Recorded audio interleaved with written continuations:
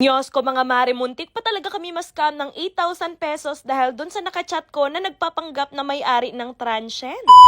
For today's vlog mga mare, tara samahan niyo naman kami sa panibagong araw. So yun na nga mga mare, ngayong araw nga ay babiyahe nga kami papuntang Zamboanga City. Bali bumiyahe nga kami ng hapon and for sure darating kami ng Zamboanga gabi na talaga. At eto isa sa patunay mga mare na malapit ka na sa Zamboanga kapag may mga ganito ng eksena.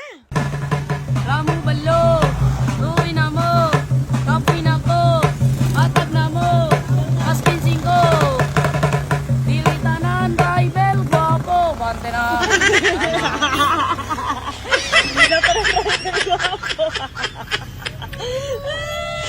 So yun na nga mga mare, dahil nga sobrang tagal ng aming biyahe dahil medyo malayo talaga yung Zamboanga City dito sa amin. Eto nga't ginabi na talaga kami. Nakarating nga kami ng Zamboanga City around 8 PM na din yata. Tapos nag-rent na nga lang din pala kami ng transient dahil medyo madami nga kami. Ang unang plano kasi namin mga mare, doon kami matutulog kila Tita Aret. Kaso ang problema, baka hindi kami magkasya doon gawa ng napakarami nga namin. Ang pangalawang option ko naman, doon kami matutulog sa bahay mismo talaga ng papa ko mga mare. Kaso ang problema, medyo maliit lang doon. And for sure, mahihirapan kami matulog doon dahil nga marami kami tapos maingay pa. Kaya napagdesisyonan ko na mag-transient. Pagkarating namin dito sa Zamboanga City, hinanap na nga rin kaagad namin etong transient na to mga mare. At dito nga pala ako nakakapag-book ng transient sa Rent a House. Eto nga pala yung kanilang page mga mare at sobrang ganda nga rin pala ng kanilang unit dito. Tapos napakalinis pa, napakamaliwalas at meron ding parking. So yun, nakausap ko na nga rin kaagad yung owner mga mare. Pero alam nyo ba, bago pa kami nakahanap ng transient, muntik pa nga kaming ma-scam. Marami talagang nag-attempt sa amin namang scam mga mare kasi naghahanap ako ng transient. Tapos ayun, nag-offer sila ng napakamahal. Tapos ang gusto nila ay payment first pa. Syempre kami hindi pa namin nakikita yung mismong unit, hindi kaagad kami nagpa-payment first. So yun, nakahanap nga kami ng isang buong bahay mga mare, tapos kompleto na rin ng mga gamit. Hindi na kami masyadong malalakihan ng gastos dahil makakapagluto-luto kami dito sa bahay compare kung mag-hotel kami. Kasi ang naisip ko noon, kapag hindi kami makakakita ng transient, talagang mag-i-in kami. Pero ayun nga, buti na lang talaga meron pa silang available. O siya mga mare, mag-comment na lamang kayo for part 2 kung gusto nyo makita itong buong bahay dahil itutur ko kayo dito. And that's it for today's video. See you on my next vlog. Mwah!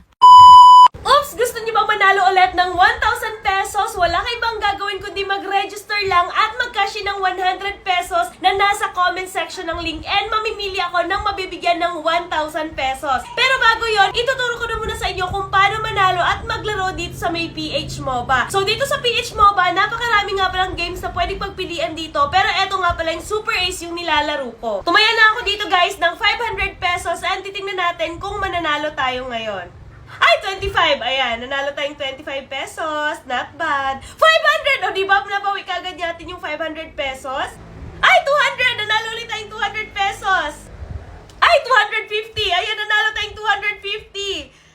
Ayan! Let's go! Ay! 4,400 pesos! Hala, ang laki! OMG! OMG, ang laki ng napanalunan natin! 500 ulit! Oh my God! Ay, 6,000! OMG, ang laki! Kaya sa mga gusto manalo at maglaro, mag-register lang kayo. Nasa comment section yung link. And then, kapag nag-register kayo at mag-cash in kayo ng 100 pesos, mamimili ako na mabibigyan ng 1,000 pesos. Ilagay nyo lang sa comment section yung inyong mga proof na kayo ay nag-cash in ng 100 pesos.